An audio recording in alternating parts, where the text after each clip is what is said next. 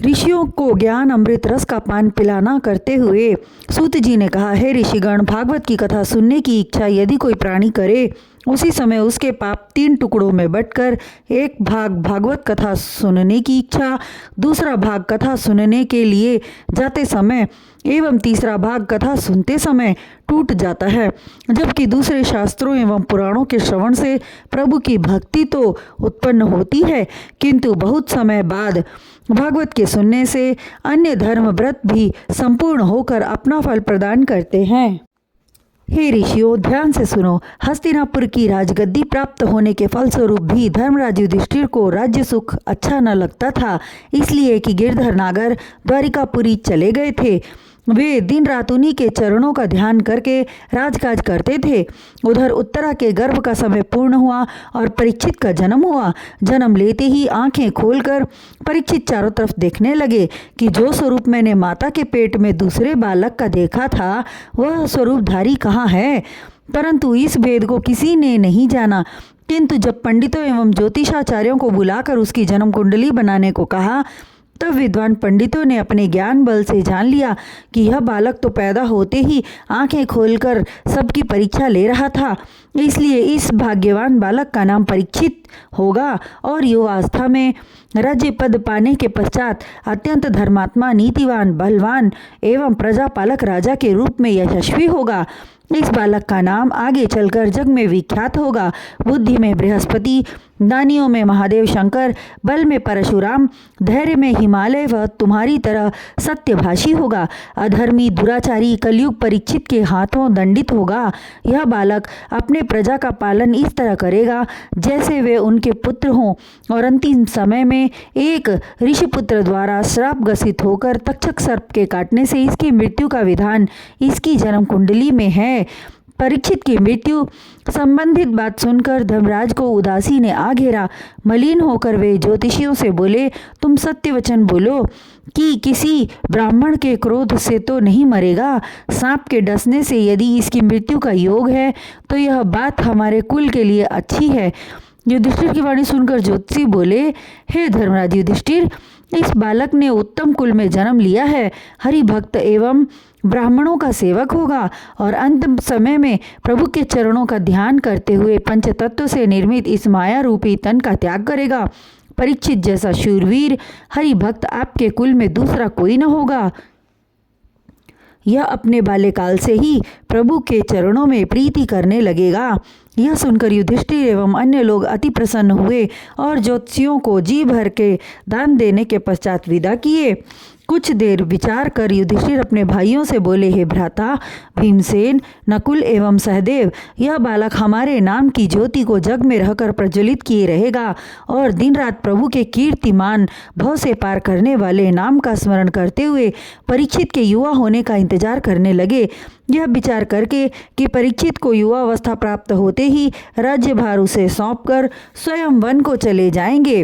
राज्य का काम करते हुए धर्मराज इस बात का विशेष ध्यान रखते थे कि उनके चाचा धृतराष्ट्र एवं चाची गांधारी को किसी प्रकार का कष्ट न हो। उन्हें समझाते हुए धर्मराज बोले, हे चाचा श्री, हम कदापि नहीं चाहते थे कि महाभारत का विध्वंसकारी युद्ध हो, किंतु हरि इच्छा बलवान, प्रभु की इच्छा से वह सभी कुछ होता चला गया।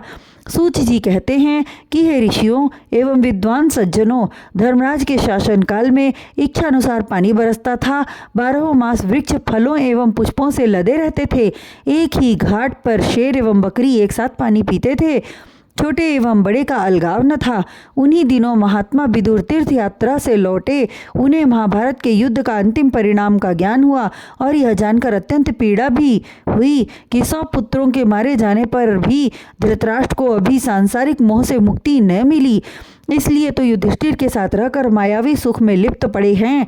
अतः उन्हें सांसारिक माया मोह के बंधन से छुड़ाकर प्रभु भजन की राह दिखाऊं, यह विचार कर वे हस्तिनापुर आए और राज मंदिर पर जाकर ठहरे। उनके आगमन का समाचार सुनकर स्वयं राजा युधिष्ठिर वहां गए और हाथ जोड़कर विनम्र भाव से बोले, हे महात्मा विदुर, आपने हमारे कुल में जन्म लेकर हमारे कुल का सम्मान बढ़ाया है। आप जैसे हरिभक्त हमारे लिए वंदनीय हैं। यह कहकर धर्मराज युधिष्ठिर ने विदुर जी को प्रणाम किया। पुनः बोले, अत्यंत घोर संकट के समय आपने लाक्षागृह के बारे में कौरवों के षड्यंत्र की जानकारी भेजकर हम पांचों भाइयों के जीवन की रक्षा की। सुरंग से हमें उस लाह से बने भवन से बाहर निकलने का प्रबंध किया। कहिए विदुर जी, आप किन किन तीर्थों का भ्रमण कर आए? यदि प्रभास क्षेत्र में गए हों तो श्री कृष्ण जी का हाल सुनाइए। युधिष्ठिर के वचन सुनकर विदुर जी ने सारा वृत्तांत कह सुनाया। किंतु यदि वंशियों के मारे जाने और श्री कृष्ण जी के अंतर्ध्यान होने की कथा को जानबूझकर छिपा ले गए, इसलिए कि अर्जुन वहां से आकर सब हाल स्वयं युधिष्ठिर को बताएंगे, वहां से प्रस्थान कर विदुर जी धृतराष्ट्र के पास पहुँचे और प्रणाम करके चुप हो गए। तब धृतराष्ट्र रोते हुए बोले, हे भ्राता, महाभारत के युद्ध में मेरे सभी बेटे मारे गए, मेरी राजगद्दी नष्ट हो गई, मैं अत्यंत दुखी हूँ। धृतराष्ट्र की बात सुनकर विदुर जी गंभीर स्वर का उच्चारण करते हुए बोले, हे भ्राताश्री, प्रभु की यही इच्छा थी। पृथ्वी पर पापों का भार इतना ज्यादा हो गया था कि प्रभु के लिए महाभारत का युद्ध करना अत्यंत आवश्यक हो गया था। अतः जो हो गया उसे भूल जाना ही उचित होगा। अब कृपा करके यह बताइए कि युधिष्ठिर आपकी मान मर्यादा एवं खाने पीने का ध्यान रखते हैं कि नहीं? धृतराष्ट्र बोले, हे महात्मा विदुर, युधिष्ठिर मुझे अपने पिता की तरह व गांधारी को माता की तरह समझता है, किंतु उनके न रहने पर भीमसेन हमें खरी खोटी सुना जाता है। कहता है, जब तुम्हारा बेटा राजगद्दी पर था तब तुमने लड्डू में विष मिलाकर मेरे लिए भेजा, दूसरी बार लाक्षागृह में जलाकर भस्म कर देने का प्रपंच रचा। तुम्हारे जैसा पापी एवं अधर्मी सकल संसार में चिराग लेकर ढूंढने पर भी नहीं मिलेगा। फिर धमकी देते हुए कहता है कि यदि मेरी चुगली भ्राता युधिष्ठिर से करोगे तो खाने के लिए मार डालूंगा। उसकी कटु बातें मुझे सहन नहीं होती। परमेश्वर की माया, कहीं धूप कहीं छाया, मन ही मन बुदबुदा उठे थे। विदुर जी और सोचने लगे कि यह दुर्दशा हो रही है, फिर भी भौतिक सुखों को त्याग सकने की लालच नहीं छोड़ पा रहे हैं। बुढ़ापा आने पर सांसारिक माया में लिप्त हैं, इसलिए इनको ज्ञान की राह दिखाकर प्रभु की भक्ति की तरफ ले चलूं, यही उचित होगा। और प्रत्यक्ष में बोले, हे भाई, भीम की बातें तुम्हें मन में गांठ कर युधिष्ठिर के दिए हुए घर का त्याग कर देना चाहिए, क्योंकि तुम्हारे पुत्र ने जिस तरह द्रौपदी का चीरहरण किया, भीमसेन को विष देकर मारना चाहा, छल से युधिष्ठिर का राज्य छीन लिया, ये सभी बातें अधर्म की परिचायक हैं। और अब तुम उन्हीं के साथ कौन सा मुंह लेकर रह रहे हो जिसे तुमने कदम कदम पर दुख पहुंचाया। तुम पुत्र विहीन हो गए और वृद्ध भी हो गए। इतना दुख भोगने पर भी तुम्हारे आंख की पट्टी नहीं खुल रही है। तुम मृत्यु के निकट पहुंच चुके हो। जिन हाथों ने तुम्हारे ज्येष्ठ पुत्र दुर्योधन को अकाल मृत्यु की गोद में डाल दिया, उन्हीं हाथों से रोटी खाते हुए तुम्हें लज्जा का अनुभव होना चाहिए। जैसे लाठी मारने से कुत्ता दूर भाग जाता है, किंतु रोटी का टुकड़ा दिखाने पर अपनी सारी पीड़ा भूलकर दुम हिलाता हुआ वापस आकर रोटी के टुकड़े को खा लेता है, ठीक वही गति तुम्हारी है। अब भी तुम्हारे मन में जीने की इच्छा बनी हुई है। धृतराष्ट्र को ज्ञान का उपदेश देते हुए विदुर जी बोले, यह मृत्यु लोक है। धरती पर जन्म लेने वाली हर वस्तु को एक दिन नष्ट हो जाना है, चाहे वह जीवधारी हो या निर्जीव। अतः तुम भी माया मोह का त्याग कर उत्तराखंड चले जाओ और प्रभु की भक्ति में बाकी अपना समय गुजार दो। यह जन्म तो तुम्हारा बिगड़ ही चुका है, कम से कम अगले जन्म को बिगड़ने से बचा लो। प्रभु की कृपा हुई तो बार बार के इस आवाजाही वाले कष्टदायी जीवन से मुक्त होकर मोक्ष प्राप्त कर लोगे। तब धृतराष्ट्र बोले, हे विदुर जी, आपकी ज्ञान भरी वाणी ने हमारी अंतरात्मा को जगा दिया है, किंतु हम विवश हैं। हम पति पत्नी नेत्रहीन हैं, उत्तराखंड कैसे पहुंच सकते हैं? तब विदुर जी बोले, तुम हमारे भाई हो, तुम्हारी सेवा करना हमारा कर्तव्य है। जब तक तुम जियोगे तब तक मैं तुम दोनों की सेवा करूंगा। तब धृतराष्ट्र एवं गांधारी विदुर जी के कथनानुसार आधी रात को विदुर जी के साथ घर से निकल गए। आगे आगे धृतराष्ट्र का हाथ पकड़कर विदुर जी चल रहे थे, धृतराष्ट्र के हाथ को पकड़कर गांधारी। इस तरह वे रातों रात चलते हुए हस्तिनापुर से बहुत दूर निकल गए। उधर प्रातः काल में स्नान आदि से निवृत्त होकर नियमानुसार राजा युधिष्ठिर माता पिता को प्रणाम करने गए तो घर सुना देखकर अत्यंत दुखी हुए और विचार करने लगे कि शायद मुझसे अनजाने में कोई अपराध हो गया हो, अथवा पुत्रों के शोक में व्याकुल होकर वे गंगा में जाकर डूब मरे। और व्याकुल होकर स्वयं रोने लगे। फिर संजय के पास जाकर पूछने लगे कि आपने मेरे माता पिता को कहीं जाते हुए देखा है? जिन्होंने मुझे बड़े प्यार से पाला था। संजय ने कहा, मुझे कुछ मालूम नहीं है। हाँ, विदुर जी उनसे कुछ बातें अवश्य कह रहे थे, जिससे मुझे लग रहा था कि उन्हीं के साथ वह चले गए। उसी समय नारद जी का आगमन वहां पर हुआ। युधिष्ठिर ने उन्हें दंडवत प्रणाम किया और आदर सत्कार करने के पश्चात विकल होकर कहने लगे, हे देवर्षि, मेरी माता गांधारी और पिता धृतराष्ट्र न जाने कहाँ चले गए हैं।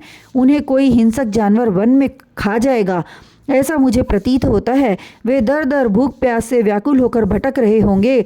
आपने मुझ पर महान कृपा की जो इस संकट की घड़ी में पधारे हैं। हे धर्मराज, युधिष्ठिर को संबोधित करते हुए नारद जी बोले, इस नश्वर शरीर का मोह क्यों करते हो? यह मृत्युलोक है, यहाँ किसी को रहना नहीं है। कहावत है कि आया है सो जाएगा, राजा रंक फकीर।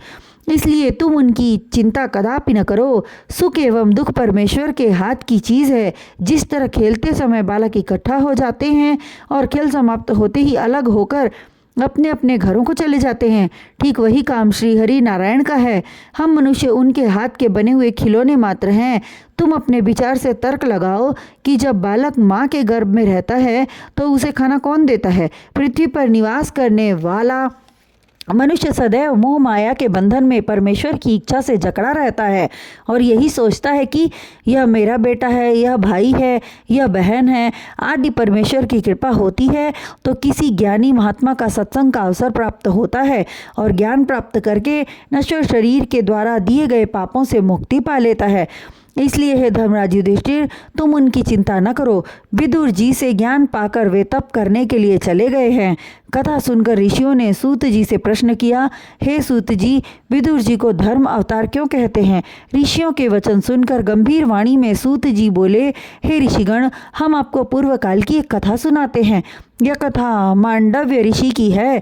एक बार मांडव्य ऋषि पर झूठी चोरी का आरोप लगाकर राजा ने फांसी दिलवा दी।